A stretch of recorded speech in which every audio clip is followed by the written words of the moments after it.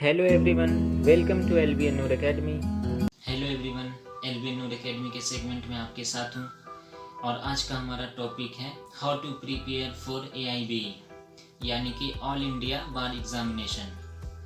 किस तरह से प्रिपेयर करें, क्या स्ट्रेटेजी रहनी चाहिए, इसके लिए मैं आपको 7 स्टेप्स बताऊंगा। अगर आपने इन 7 स्टेप्स को फॉलो किया तो ईजिली आपका एग्ज़ाम क्लियर हो जाएगा।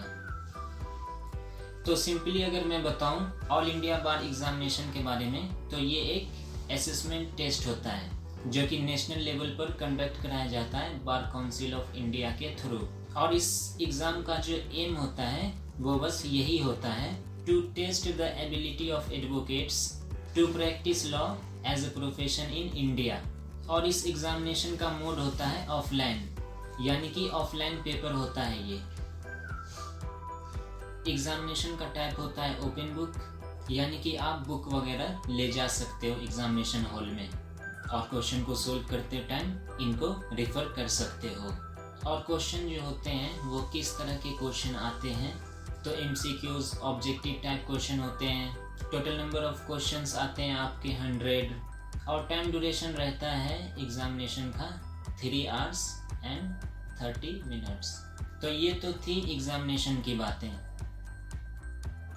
और अगर अब हम बात करें कि किस तरह से इनको प्रिपेयर करना है, कहाँ से तैयारी करनी है, तो यहाँ पर आपको तैयारी करने के 7 स्टेप्स बताए जाएंगे।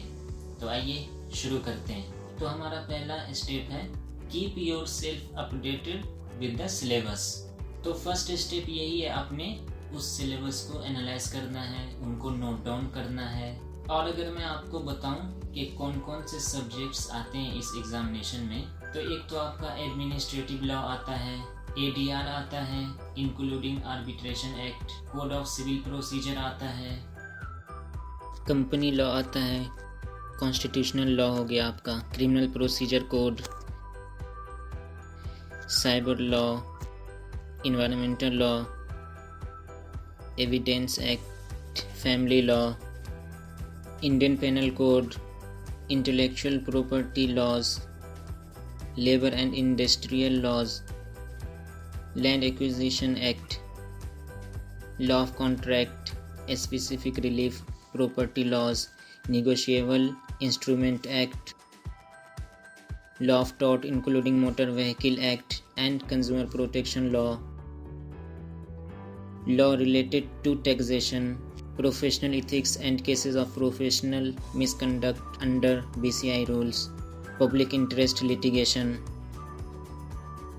तो ये सारे सब्जेक्ट्स आते हैं। अब आपने जब सिलेबस को एनालाइज कर लिया है तो अब हम आते हैं नेक्स्ट स्टेप की ओर। हमारा दूसरा स्टेप है past year question paper.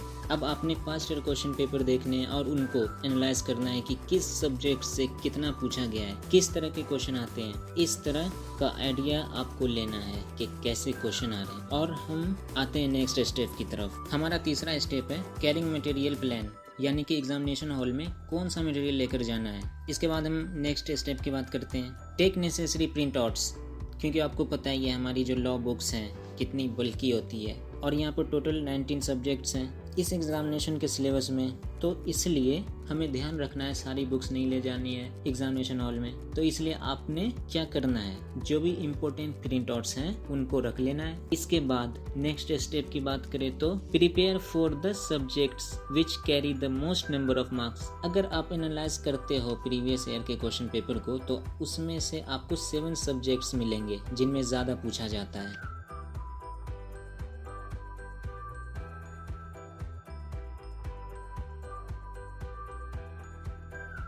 Code of civil procedure आता है,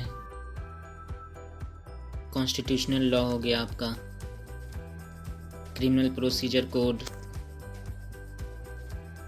evidence act, family law, Indian penal code, law of contract, specific relief property laws, negotiable instrument act, अगर आप इन 7 सब्जेक्ट को अच्छे से प्रिपेयर कर लें तो 60% सिलेबस AIB की कंप्लीट हो जाती है। AIB को पास करने के लिए आपको स्कोर करना होता है 40%। इसलिए आपको ज़्यादा क्वेश्चन जिन सब्जेक्ट से पूछे जाते हैं उनको आपने अच्छे से प्रिपेयर कर लेना है, जिनसे ये एग्जामिनेशन आसानी से क्लियर हो जाए। उसके बाद नेक्स्ट स्टेप है टेक मॉक टेस्ट। अब आपने मॉक टेस्ट करना है और ये बात आपने ध्यान रखनी है कि मॉक टेस्ट करते टाइम गूगल का यूज नहीं करना है। इसके बाद हमारा लास्ट स्टेप है start studying the rest subject. आपने 7 सब्जेक्ट तो पढ़ ही लिए, अब जो सब्जेक्ट बच गए हैं उनको भी आपने तैयार कर लेना है।